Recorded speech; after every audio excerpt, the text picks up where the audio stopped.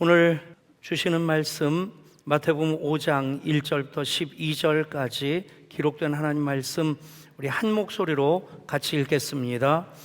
예수께서 무리를 보시고 산에 올라가 앉으시니 제자들이 나온지라 입을 열어 가르쳐 이르시되 심령이 가난한 자는 복이 있나니 천국이 그들의 것이미요 애통하는 자는 복이 있나니 그들이 위로를 받을 것이미요 온유한 자는 복이 있나니 그들이 땅을 기업으로 받을 것이미요 의에 줄이고 목마른 자는 복이 있나니 그들이 배부를 것이미요 긍휼히 여기는 자는 복이 있나니 그들이 긍휼히 여김을 받을 것이미요 마음이 청결한 자는 복이 있나니 그들이 하나님을 볼 것이미요 화평하게 하는 자는 복이 있나니 그들이 하나님의 아들이라 일컬음을 받을 것이미요 의를 위하여 박해를 받은 자는 복이 있나니 천국이 그들의 것임이라.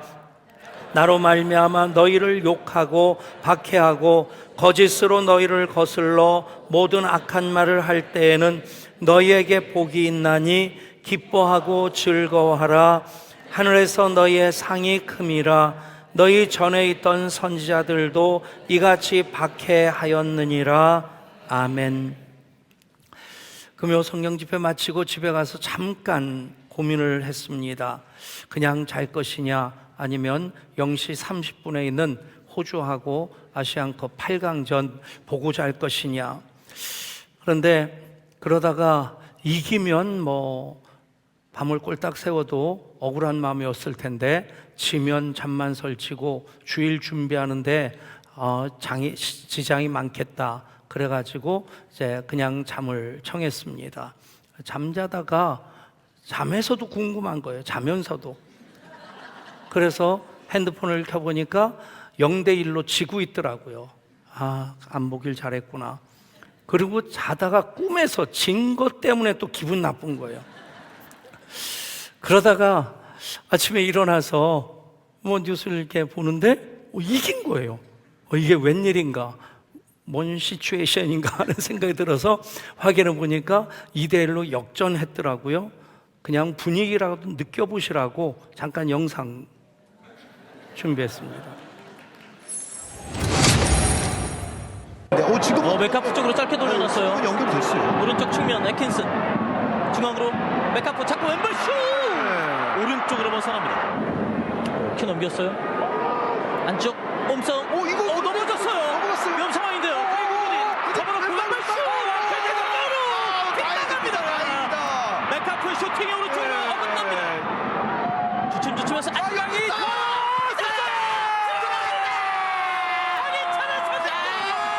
제대로 넘어간 볼. 와. 지금은 옵사이드가 맞을 확률은 높습니다. 자, 세컨볼 싸움. 반대쪽 이런 거 조심해요. 위험합니다. 접어놓고 뒤쪽에서 미첼 듀쿠 밀어줍니다. 나와야죠. 자, 안쪽 막아야 돼요. 그대로 왼발! 빼고 굳은 선제골을 만들어냅니다. 등지면서 버텨내고 손흥민 박스 쪽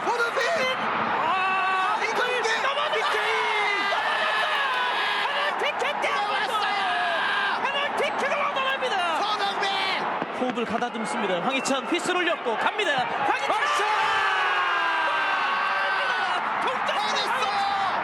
또 한 번 우리 선수들이 기적을 눈앞에 만들어냅니다. 그렇습니다. 하면 된다. 쭉 들어갔다가 다시 뒤로 빠져나왔고요. 찍어서 키를 넘기지 못합니다. 장신의 괜찮아요. 사이드 측면에 있어요.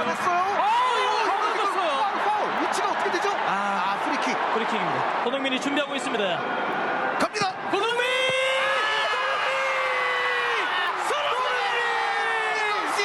이것이 아시아 최고의 선수 손흥민. 잡아놓고 손흥민에게 자, 이거 열렸어요. 손흥민! 네. 골키퍼 정면 치나요? 네, 그렇습니다. 대한민국이 9년 전의 복수 완벽하게 달성합니다. 네. 이제 4강으로 갑니다.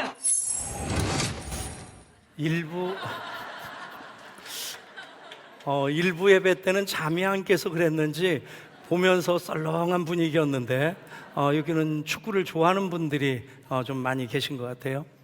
2002년 한일 월드컵 때 그때는 우리 교회 본당이라고 해봤자 이게 조립식 건물이지만 거기서 이제 같이 보고 응원하고 그냥 팔짝팔짝 뛰면서 좋아했던 그 분위기가 소환되어집니다. 예, 그냥 기분 좋아서 저 혼자 기분 좋기는 너무 아까운 것 같아서 대부분 아시겠지만 한번 같이 나누면 좋겠다 하는 마음인데, 근데 그냥 목사의 직업의식은 그겁니다. 축구 중계를 봐도 사실 호주전 예상할 때 호주의 승률이 50 몇 프로였고 한국은 48%밖에 안 됐습니다. 그쪽이 더 우세하다. 또 예선전 전적도 그쪽이 훨씬 더 좋았고, 근데 역전이라고 하는 거 참 짜릿하지 않습니까?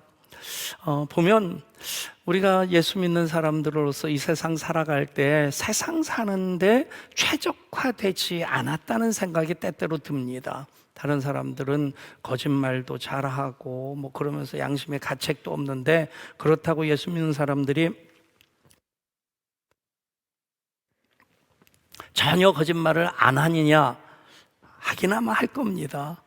그런데 그것이 잘못됐다는 양심의 가책도 있고 회개도 하고, 어찌됐든 세상 사람처럼 그렇게 독하지도 못하고, 예수님께서는 뱀처럼 지혜롭고 비둘기처럼 순결하라고 하셨는데 비둘기처럼 순결한 데에서는 조금 앞서가는 것 같은데 뱀처럼 지혜로운 것에서는 많이 뒤져 있지 않나. 그런데 결론은 무엇입니까? 하나님 사랑하시는 자, 곧 그 뜻대로 부르심을 입은 자들에게는 모든 것이 합력하여 선을 이루시느니라. 아멘. 그 말씀을 아주 간단하게 표현하면 역전시켜 주신다는 겁니다. 손해보는 것 같고 억울한 것 같고, 그래서 그냥 굉장히 기분 나쁠 때도 있는데, 그런데 하나님께서는 하나님 사랑하시는 자들을 사랑해 주셔서 하나님이 책임져 주실 때 그것이 역전되어지는 것, 이 땅에서 그것이 받는 은혜이기도 하거니와 하나님 나라에서 최종적으로 완성되어지는 것, 모든 것 다 역전시켜 주시는 하나님의 은혜라 믿습니다. 그 역전의 은혜가 팔복에도 담겨져 있습니다. 세상의 복, 수, 부, 강, 유호덕, 고종명, 그래서 오복을 얘기하는데, 물론 성경 안에서도 하나님이 이 복을 주시겠다 약속하십니다. 그런데 중요한 것이 무엇입니까? 먼저 그의 나라와 그의 의를 구하라. 그리하면 이 모든 것을 너에게 더하시리라. 세상의 방법은 오복을 먼저 구하는 것인데, 그런데 하나님의 말씀은 그의 나라와 그의 의를 먼저 구하라는 겁니다.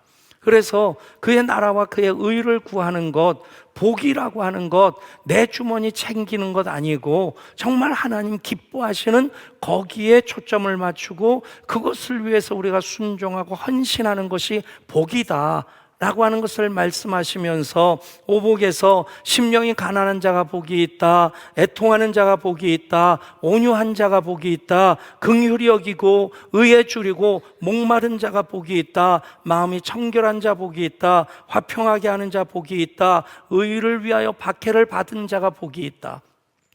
세상적으로 보면 이것이 복의 목록에 전혀 들어갈 수 없는 것들인데 그것이 복되다고 하십니다.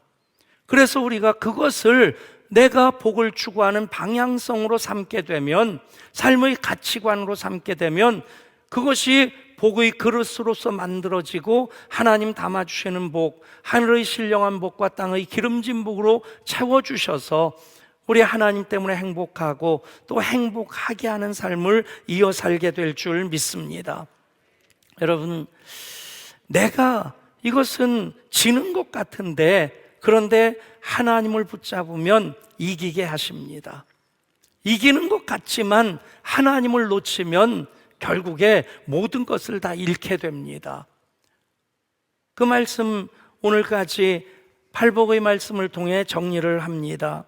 이제 6번째 복으로서 말씀하시는 것, 마음이 청결한 자는 복이 있나니 그들이 하나님을 볼 것이며. 아멘.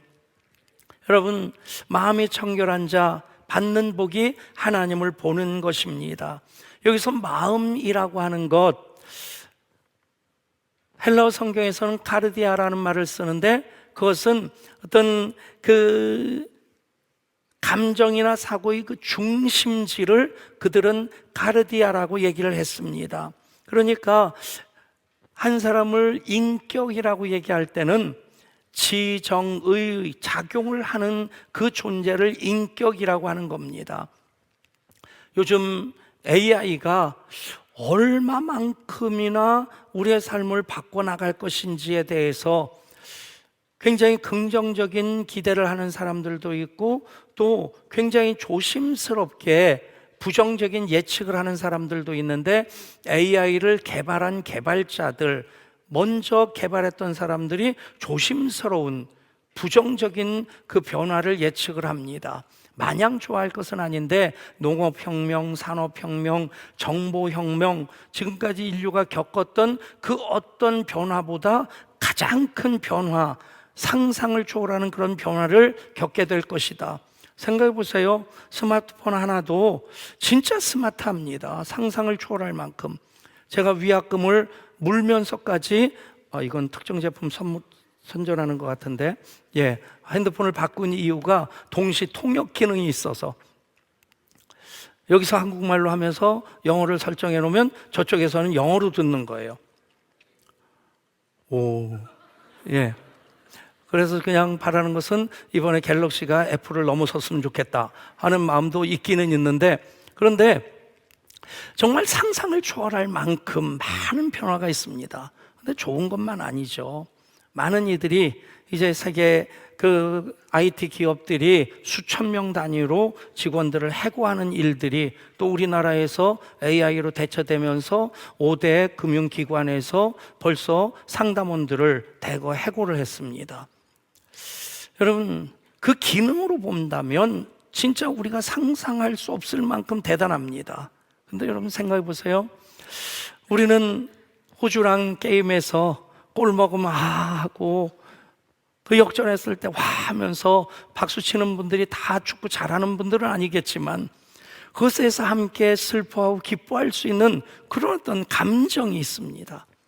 근데 AI가 이 호주와의 그 8강전을 분석을 하라고 한다면 한 선수 한 사이 선수의 어떤 강점, 잘한 것, 잘못한 것 뭐 다 평가를 코치진이 하는 것보다 더 정확하게 할 겁니다. 그런데 그곳에 없는 것 하나가 무엇입니까? 감정이 없습니다. 기뻐하거나 슬퍼하거나 억울해하는 것 없습니다. 그래서 AI가 엄청난 정보량을 가지고 엄청난 일들을 만들었는다 할지라도 AI를 인격이라고 부를 수는 없는 겁니다. 여러분, 그 인격이 곧 마음입니다. 마음이 청결하다, 얼마나 중요한 것입니까? 우리를 하나님께서 몸과 마음과 영으로 지으셨어요. 그리고 우리 주님 오시는 그날까지 너의 몸과 마음과 영이 온전히 보존되기를 원하노라. 우리를 향하신 하나님의 간절한 바람이 말씀에 그렇게 담겨 있기도 합니다. 영이라고 한다면 하나님을 만나고 경험하는, 하나님 임재하시는 그 영역이라고 한다면 이제 마음, 인격이죠. 마음과 몸이 굉장히 긴밀하게 연결되어 있습니다. 증상은 있는데 원인을 찾을 수 없을 때 그때 붙이는 병명이 신경성이죠. 신경성 류마티스, 신경성 두통, 그렇습니다. 그러니까 몸과 마음은 굉장히 긴밀하다는 거죠. 몸이 마음과 상관없이 움직인다? 그러면 이미 큰일 난 겁니다. 마음이 있는데 몸이 안 움직인다? 그것도 제대로 된 건 아닙니다. 제가 가끔 그런 말 들을 때 참 안타까워요. 마음은 원이로되 육신이 약하다. 여러분, 그런 마음은 간절한데 육신이 약해서 그렇게 하나님 기뻐하시는 뜻을 위해, 가족을 위해 잘 살 수 없을 때 얼마나 속상하고 답답하겠습니까? 여러분, 몸이 움직이기 위해서는 마음이 먼저 움직여야 됩니다. 그래서 지금 마음이 청결한 자라고 하는 그 말씀을 하고 있는 겁니다. 우리의 삶이 청결해지기 위해서는 마음이 청결해져야 되고요, 마음으로 하나님을 사모하는 마음을 갖게 될 때, 마음의 문을 열 때에 내 영의 영역에 하나님 임재하시는 것입니다. 여러분, 그러면 마음이 청결한 자가 복이 있다, 그들이 하나님을 볼 것이다 라고 하는 말씀이 자연스럽게 연결이 되어집니다. 그렇습니다. 하나님을 본다. 여러분, 어떻게 보면 우리가 육신의 눈으로 하나님을 보는 것만으로 생각한다면 이 말씀을 제대로 이해할 수 없을 겁니다. 하나님은 너무 크신 분이시라서 우리의 눈으로 다 볼 수 없습니다. 사람들이 모든 것을 다 육신의 눈으로 보는 것 같지만 사실 가시광선 안에 들어와 있는 것만 볼 수 있습니다. 볼 수 있는 영역도 내 시야 안에 들어오는 것만 보죠. 한번 제가 그런 일을 당한 적이 있었어요. 오래전인데 잠깐 여기 앉아보라는 거예요. 그래서 의자에 앉았어요. 제 앞에서 그 주머니 하나를 이렇게 보여주더라고요. 그리고는 목사님 이거 잘 보세요. 그리고는 이걸 들고 왔다 갔다 이렇게 흔들더라고요. 흔들다가 이러는데 없어진 거예요. 이거 뭐야? 그 사방을 두리번두리번 다 없어요. 근데 주변에서 그 모습을 보고 있던 다른 사람들은 깔깔대고 웃고 있더라고요. 뭔 일이 벌어졌는지 아시겠어요?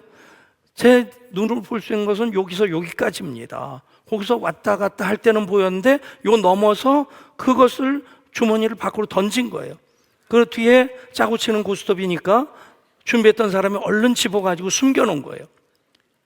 여러분, 육신의 눈으로 다 보는 것 같지만 볼 수 있는 것이 굉장히 제한되어집니다. 더더군다나 하나님 영이신데 우리의 육신의 눈으로 어떻게 볼 수 있겠어요? 그런데 마음이 청결한 자는 그 영의 눈이 열려지기 때문에 하나님을 보게 되는 겁니다. 아멘. 사실 여러분들이 하나님을 못 봤다면, 하나님을 못 만났다면 왜 여기 앉아 있겠습니까? 하나님을 만난, 하나님을 본, 하나님의 영광 가운데 있다고 하는 그런 어떤 경험이 있기 때문에 우리는 예배자로 이 자리에 있는 것입니다. 여러분들이 마음 청결하면 우리는 하나님을 본다. 성경에서 본다, 안다라는 말이 같은 의미로 쓰여지고 있는데, 안다, 경험하는 겁니다. 본다, 경험하는 겁니다. 우리말이 그렇지 않습니까? 만져본다, 가져본다, 먹어본다, 때려본다, 맞아본다, 뭐 다 본다. 이 경험한다는 그런 겁니다. 여러분, 마음이 청결하면 우리는 하나님 경험으로 살아가게 되고 하나님 임재 가운데 그의 영광을 보게 될 줄 믿습니다. 그렇습니다. 6번째 팔복은 마음이 청결한 자는 복이 있나니 그들이 하나님을 볼 것이며. 아멘. 그렇게 살아가고 있음에 감사하시고 하나님 경험을 계속해서 확장시켜 나가는 우리 모든 예양의 예배자들 될 수 있기를 축복합니다. 또한 7번째 복입니다. 화평하게 하는 자는 복이 있나니 그들이 하나님의 아들이라 일컬음을 받을 것이며. 아멘. 여기서 아들은 제 성별로 남자만을 뜻하는 게 아닙니다. 자녀로 번역하는 것이 더 맞는 번역이라 생각하는데, 아들, 딸. 어떤 사람이 하나님의 아들, 딸이라고 일컬음을 받게 됩니까? 화평하게 하는 사람입니다. 여기서 화평하게 하는 자라고 하는 것은 화평을 내가 사랑한다, 내 안에 화평이 있어서 마음이 평안하다, 화평을 내가 추구한다 하는 그런 어떤 제한적인 의미가 아닙니다. 화평하게 하는 자, 화평을 만들어가는 자, 즉 피스메이커입니다. 여러분, 구약에서 샬롬이라고 하고 신약에서는 에이레네라고 얘기를 합니다. 이것은 바로 하나님으로 더불어 하나님 안에서 하나님 주시는 그 평화를 화평이라고 합니다. 전쟁이 없는 상태, 샬롬입니다. 그런데 온갖 이곳저곳에서 그 샬롬이 깨어지고 있습니다. 사람들과의 다툼이 없는 것, 그것이 샬롬입니다. 근데 여기저기에서 악의 다툼이 계속 이어지고 있습니다. 여러분, 진정한 평화, 샬롬은 하나님 안에 거할 때입니다. 그러면 다 그 다윗의 고백처럼 내가 사망의 음침한 골짜기로 다닐지라도 해받음을 두려워하지 않을 것은, 아멘.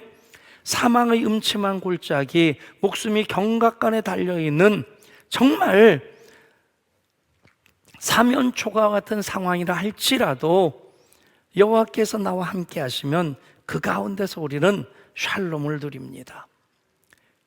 부도의 위기에 있다 할지라도, 부도가 났다 할지라도 정말 하나님 안에 거하면 샬롬을 누립니다. 그런데 그냥 샬롬이 있는 자라고 말씀하지 아니하시고 그 샬롬을 확산시키는 사람, 그래서 화평하게 하는 자라고 말씀합니다. 여러분, 화평하게 하는 자, 바로 그리스도 안에서 새로운 피조물 된 사람들입니다. 고린도서 5장 17절에서 누구든지 그리스도 안에 있으면 새로운 피조물이라 이전 것은 지나갔으니 보라 새 것이 되었도다. 그리스도 안에서 새로운 피조물, 새로운 존재가 된 이들에게 바로 18절에서 이렇게 말씀합니다. 모든 것이 하나님께로서 났으며 그가 그리스도로 말미암아 우리를 자기와 화목하게 하시고 또 우리에게 화목하게 하는 직분을 주셨으니 아멘. 여러분, 그리스도 안에 있는 사람은 새로운 피조물입니다. 이 등식이 성립되는 겁니다. 이 사람이 다른 사람이 아닙니다. 그리스도 안에 있는 사람이 새로운 피조물이고요, 또 하나의 등식이 성립되는데 이 사람에게 주신 직책이 화목하게 하는 직책입니다. 이 화목하게 하는 직책이 바로 화평하게 하는 자입니다.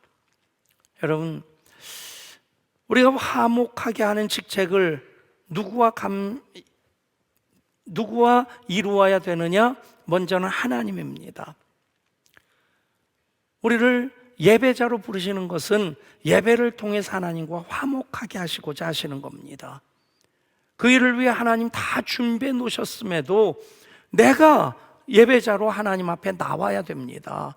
내 마음을 열고 내 입을 열어 간구하고 초청하고 사모할 때에 그것이 하나님께서 이루어 놓으신 그 화평에 내가 참여하는 것, 그것이 내가 해야 될 화목하게 하는 직책이고 화평하게 하는 자로서의 나의 모습입니다. 여러분, 예배는 하나님과 화목하게 할 수 있는 하나님께서 주신 은혜인 것을 믿으시기를 바랍니다. 구원의 주도권은 전적으로 하나님께 있습니다. 기독교에서의 구원은 내가 노력한 결과로서 얻는 것이 아니다라고 하는 겁니다. 힘으로도 못 가고 잘생겨도 못 가고, 그러면 못생긴 사람들은 위로가 될지 모르겠지만 잘생겨도 못 가는 하나님 나라라면 못생기면 더 못 갑니다. 믿음으로 가는 하나님 나라, 아멘. 다 하나님께서 이루어 놓으셨는데 그 구원을 기뻐하고 즐거워하는 것은 우리가 해야 됩니다. 인격적으로 결단하고 내가 찬양하고 내가 하나님을 높여 그렇게 경배할 때에 그것이 바로 하나님과의 관계에서 내가 화목하게 하는 일을 하는 것이 됩니다. 하나님과 화목하는 자로 예배 언제나 승리하실 수 있기를 축복합니다. 모든 신앙의 원리는 십자가에 다 담겨져 있는데 하나님과의 수직적인 관계에서 우리가 화목하게 하는 자, 화평하게 하는 자가 돼야 되고, 그것이 사람과 사람 사이에 화평하게 하는 자로서 계속 확산되어져야만 합니다. 그 일을 위해서 우리 주님 오셨습니다. 에베소 2장 14절입니다. 그는 우리의 화평이신지라 둘로 하나를 만드사 원수된 것 곧 중간에 막힌 담을 자기 육체로 허시고. 여러분, 예수님 하나님과 우리 사이를 화목하게 하기 위해서 이 땅에 오셔서 십자가로 화목하게 하셨고요, 그리고 우리들에게 화목하게 하는 직책을 맡겨주셨습니다. 그래서 하나님과 화목해야 되고 또 사람들과의 사이에서 화평하게 하는 자가 돼야만 합니다. 여러분, 그들을 하나님 자녀라고 일컬을 것이다. 자녀. 여러분들이 우리가 하나님 자녀인 것에 대해서 어떤 때는 너무 당연하게 생각하기에 그것에 대해서 감사도 감격도 없이 지나갈 때가 참 많이 있다. 또 가족들도 사실 좀 그래요. 그냥 보통 때는 별로 감격스러워하지 않았다가 가출했다가 돌아온다든지, 아니면 입원했다가 퇴원한다든지, 그럴 때 가족이라는 것에 대해서 얼마나 뼈저리게 소중하게 느낍니까? 그런데 우리가 정말 신앙생활 잘 하는 것은 하나님의 자녀라는 것에 대해서 항상 감사하고 감격하는 겁니다. 지금은 그 아이가 ING가 됐는데, 이제 꿈땅 아이, 여자아이 하나가 금요성령 집회 엄마랑 오면 엄마는 이쪽에 앉고, 이 아이는 항상 제가 저 뒤에 서서 이제 부목사님들이 찬양 인도할 때 뒤에 서서 이제 찬양을 하는데 꼭 거기에 와요. 와가지고 씩 웃으면서 저한테 아는 척하고 저한테 아는 척 해달라고 요청을 합니다.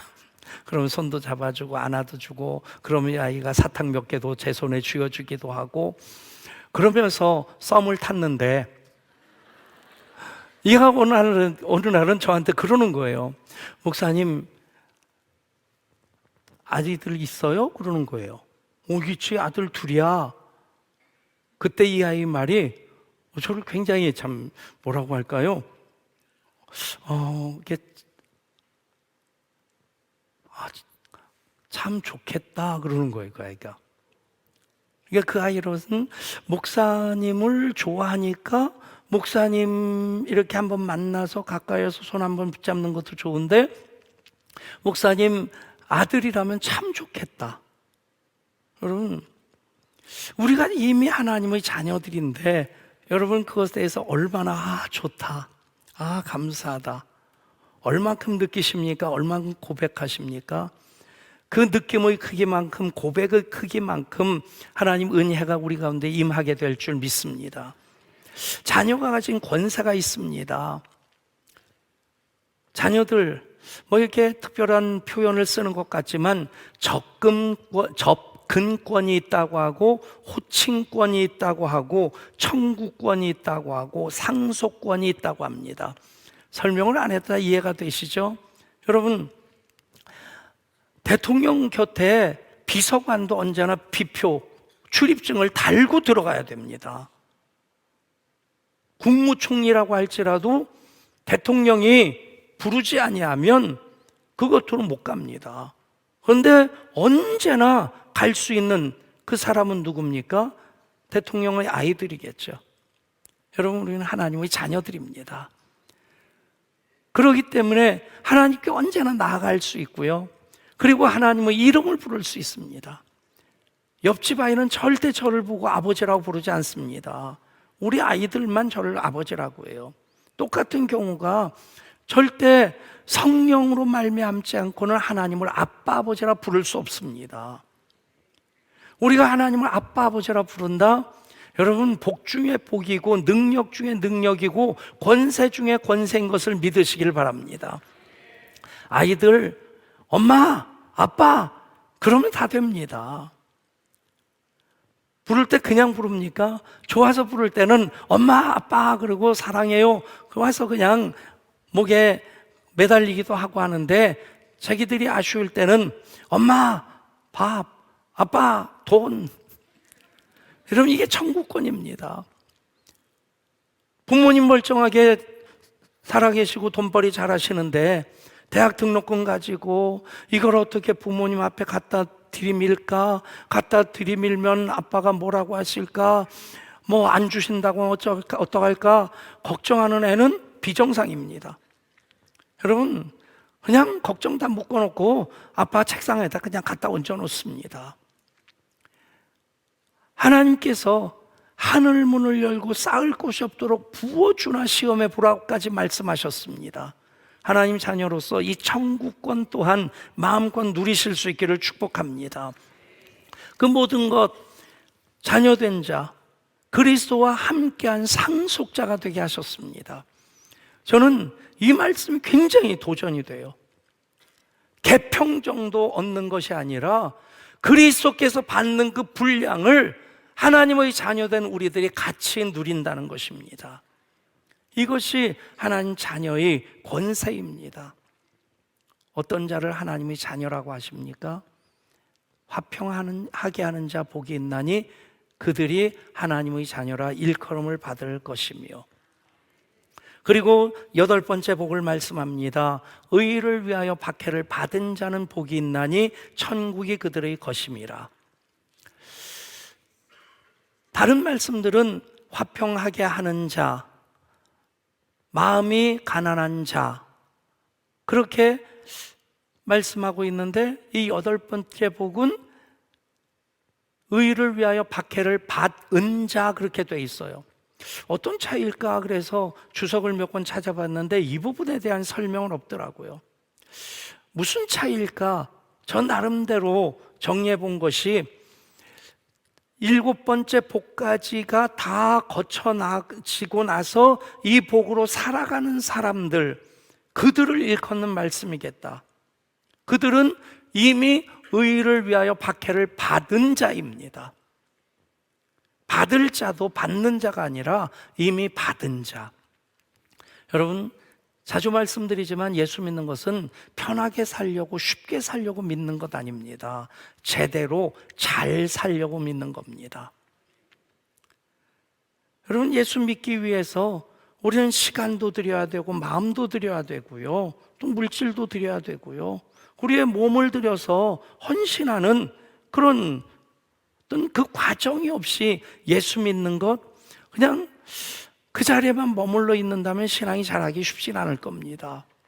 이미 우리가 예배자로서 예배의 삶을 살고 있다고 하는 것은 시간도 마음도 몸도 물질도 드리는 것이고, 우리의 몸을 들여서 주의 몸된 교회에 이미 섬기며 살아가고 있다는 얘기입니다. 결코 쉬운 것 아닙니다. 그것을 의를 위하여 박해를 받은 것과 동일시할 수 있겠다. 여러분, 정말 우리 교회 모든 사역들, 어제도 우리 아이들 여기 가득 모인 것에도 제가 은혜를 받았는데, 주방에서 우리 권사님들, 집사님들이 식사 준비해서 애들 먹이려고 준비해 놨는데 그것 보면서 또 은혜가 되더라고요. 진짜 잘 준비해 놨어요. 여러분, 그냥 음식이 나오는 게 아니지 않습니까? 땀을 흘려야지, 정성을 다해야지. 이 모든 과정이 우리가 예배자로 예배의 삶을 살아가는 그것이 의를 위하여 박해를 받은 자라는 겁니다.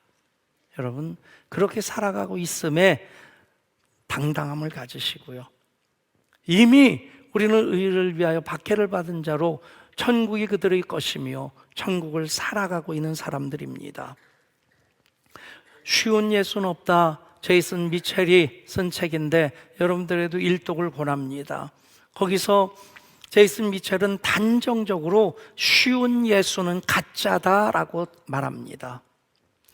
아프니까 용서를 접으라는 예수는 없다. 마음이면 충분하다는 예수는 없다. 고통의 잔을 피해 다니라는 예수는 없다. 헌신 없이 욕구만 따르라는 예수는 없다. 인생을 내 왕국 세우는데 쓰라는 예수는 없다. 내 몫을 움켜쥔 채 따를 수 있는 예수는 없다. 사랑이란 명분이면 뭘 해도 괜찮다는 예수는 없다. 여러분, 그러면서 제이슨 미첼이 해결책을 제시하는데 이 얘기입니다. 성령은 쉬운 예수를 거부하고 진짜 예수를 따르는 것이 가치 있는 유일한 경주라는 사실을 우리에게 계속해서 일깨워 주신다. 그것만이 온전한 삶으로 이어지는 단 하나의 길이다. 이러한 성령의 음성에 반응해 예수님을 따르기로 결단해야 한다. 이 결단은 한 번으로 끝나서는 안 된다. 매일 새롭게 이루어져야 한다. 아멘. 여러분, 그래서 오늘도 우리가 예배하고, 그래서 오늘도 주님 나라 확장을 위해 우리 몸과 마음으로 섬기는 것입니다. 그러면 결론이 무엇입니까? 11절과 12절 말씀은 팔복의 말씀의 결론이 됩니다. 나로 말미암아 너희를 욕하고 박해하고 거짓으로 너희를 거슬러 모든 악한 말을 할 때에는 너희에게 복이 있나니 기뻐하고 즐거워하라. 하늘에서 너희의 상이 큼이라. 너희 전에 있던 선지자들도 이같이 박해하였느니라. 아멘. 어쩌면이 아니라 반드시입니다. 어쩌다가가 아니라 필연적입니다. 무엇을 말하는 것이겠습니까? 예수를 믿고 우리가 고난을 당하는 것, 그것은 어쩌면 어쩌다가가 아니라 반드시 필연적으로 우리가 감당해야 될, 즉 내가 지고 가야 될 내 몫의 십자가입니다. 그런데 그것을 지고 따르면요, 여기까지도 의를 위하여 박해를 받은 자로 살아왔거니와 그 모든 과정이 기쁘고 즐겁다는 거 고백하게 됩니다. 여러분, 교회학교 교사로 우리 교회 많은 사역들 하시는 사역자들 표정이 어두운 분이 없어요. 여러분, 정말 팔복의 삶을 살아가는 것은 기뻐하고 즐거워할 수 있는 일입니다. 그리고 그 복을 살아가기 위해서 우리가 또 결단해야 될 것은 기뻐하고 즐거워하리라. 우리를 향하신 하나님 뜻이 무엇입니까? 항상 기뻐하라, 쉬지 말고 기도하라, 범사에 감사하라. 이것이 그리스도 예수 안에서 너희를 향하신 하나님의 뜻이니라. 아멘. 명명백백한 것입니다. 바로 이것이 너희를 향하신 하나님의 뜻이니라. 이 말씀이 그대로 팔복의 말씀에 담겨져 있습니다. 기뻐하고 즐거워하라. 팔복의 말씀 마음에 새겼습니다. 이제 손에 붙잡고 살아가야 됩니다. 살면서 우리가 이 시간과 공간 속에 살기 때문에, 더더군다나 예수 믿는 사람으로 살아가기 때문에 내가 포기해야 될 것도 있고요, 그래서 당하는 어려움도 있습니다. 그럼에도 불구하고 그렇게 살아가면 복의 그릇이 만들어지고 하나님 하늘의 신령한 복으로 땅의 기름진 복으로 가득가득 채워주시는 것 경험하면서 주와 함께 길 가는 것 즐거운 일 아닌가. 한 걸음 한 걸음 그렇게 주님과 그 행복한 동행을 이어가게 될 줄 믿습니다. 그 은혜와 복이 설 연휴에도 우리 모든 예양가족들에게 있기를 간절히 소원합니다.